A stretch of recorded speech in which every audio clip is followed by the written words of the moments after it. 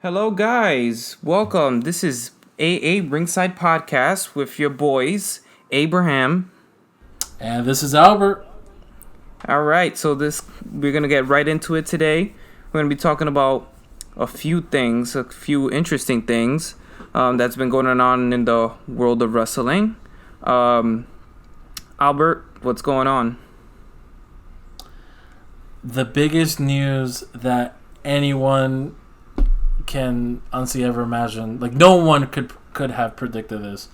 So as of yesterday, Paul Heyman and Eric Bischoff were hired to be the executive directors of Raw and Smackdown, respectively.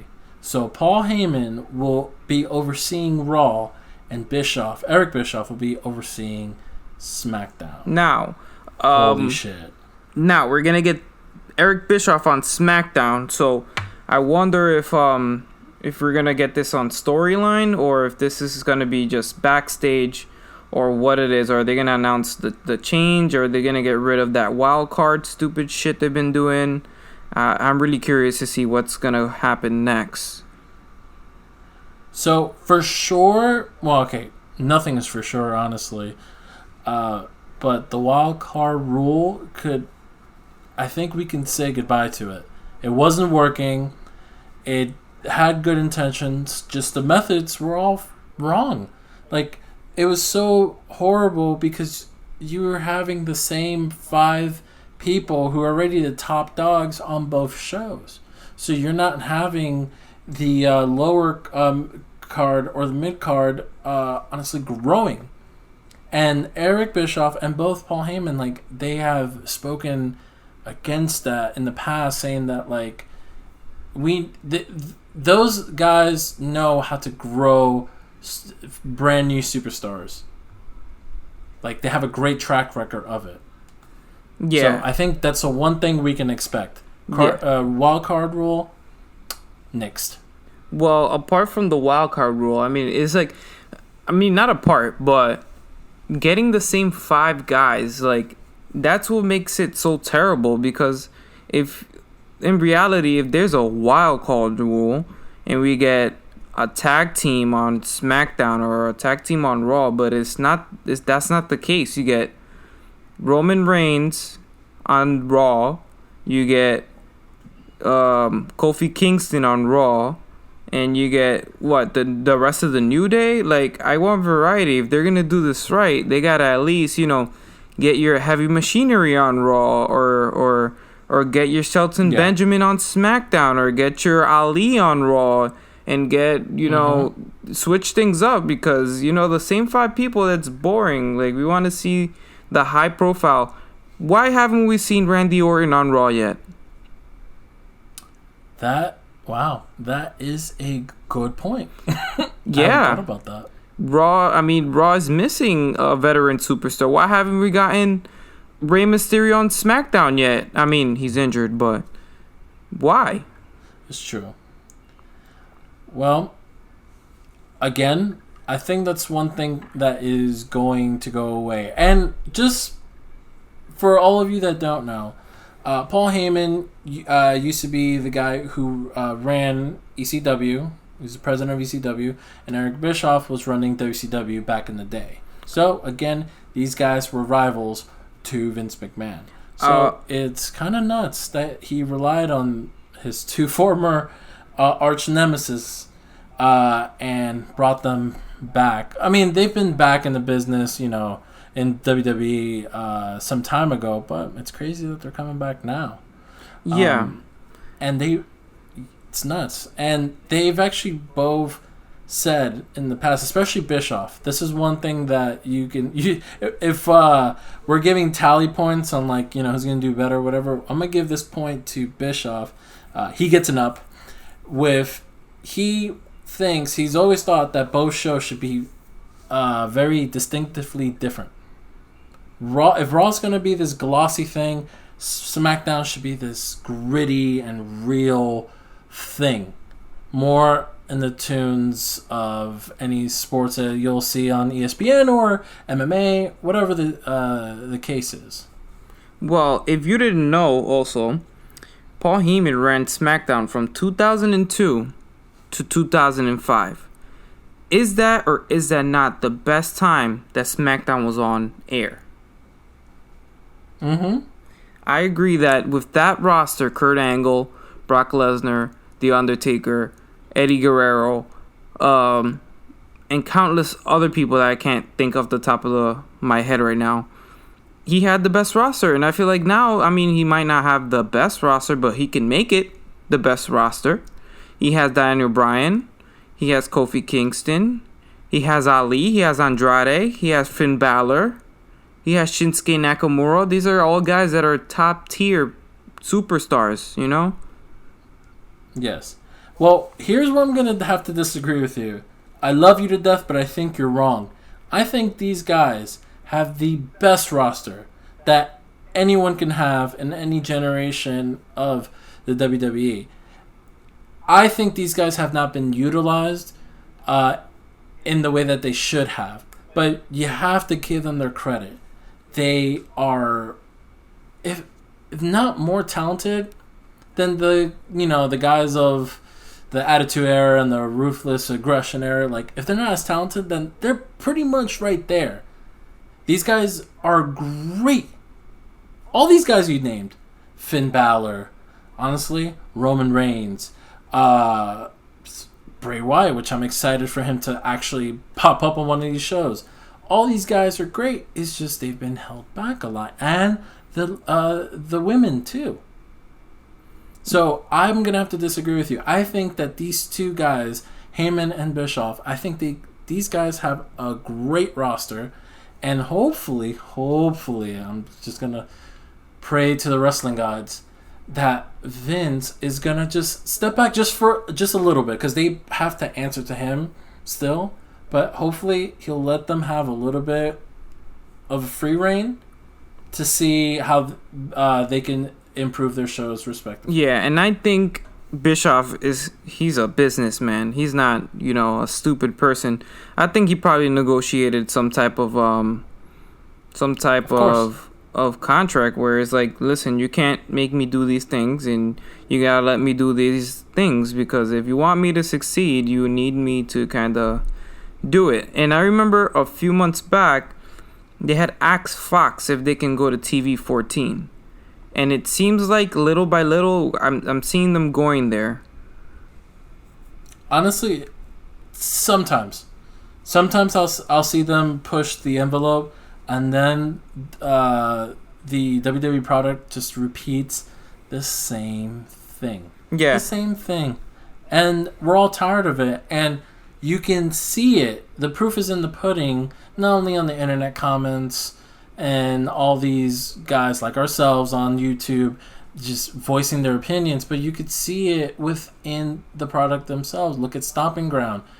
The arena was literally half filled. They had to close off section. The Raw after Stomping Ground, half filled.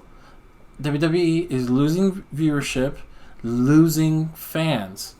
I mean, these fans are not completely gone, because just like myself, there was a time period I didn't watch WWE.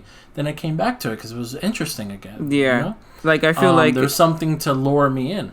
Yeah, like I feel like in the time 2008 to 2000, maybe 14, I was completely out of it. Like, I wouldn't even watch highlights. I'd just be like, what the hell is going on? What is this Fandango idiot doing? Like, I'm serious. Like, sometimes I would just watch and be like, what the fuck happened, man? But I mean, it kind of sort of got gritty again after, the Shield debuted, and then they did a couple other things that were kind of interesting. But then, I don't know, it's starting to go back to the same. Like, I'm tired of the New Day. I'm sorry, and I know you love the New Day, Albert. What? I am tired of the New Day. They need to do something new. What? They need to get rid of the fucking pancakes or do something. I'm tired. No. I am tired. We need a more You serious champion. I can't take Kofi seriously anymore, man. No, you just broke my heart. Oh my goodness, you just broke my heart. I love the New Day. I'm tired of the New Day. The New Day was fine when it started, but now New Day's getting to me. Like, Xavier Woods gets on my nerves.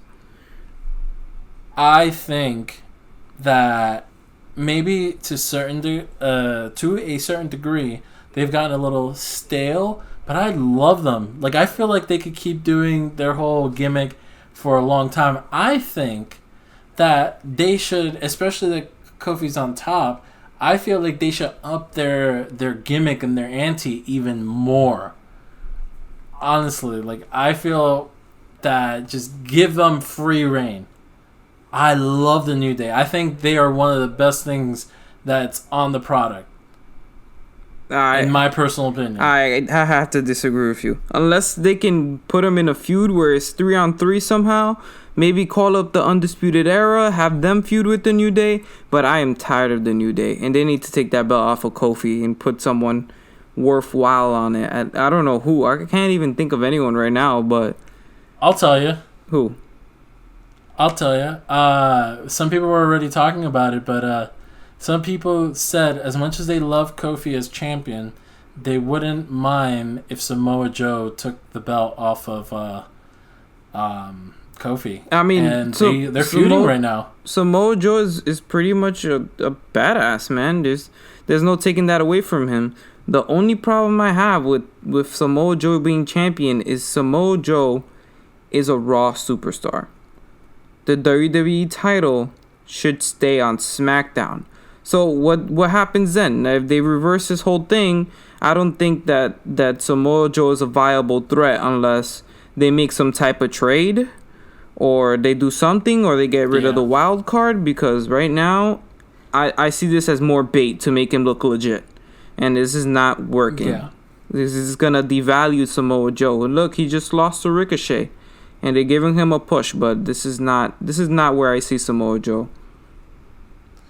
So this is actually a good time to kind of push what we are going to do next in the next upcoming week. So just for all of you that don't know, besides our main episodes, we're going to do random segments we find interesting, and of course it's all in tune with what's happening in wrestling. For one of our next upcoming episodes, we actually want to do a fantasy booking if we held the keys to both Raw and SmackDown. And we planned this, as God is my witness, we planned this before this whole Heyman and Bischoff news broke out.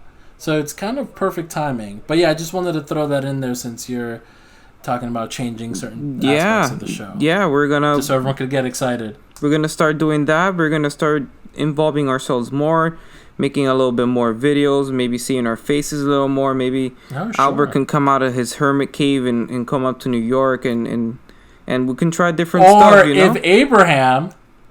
Or if Abraham could come to Orlando and enjoy this Florida summer. Hopefully it's not raining, but 9 out of 10 times it'll probably be raining.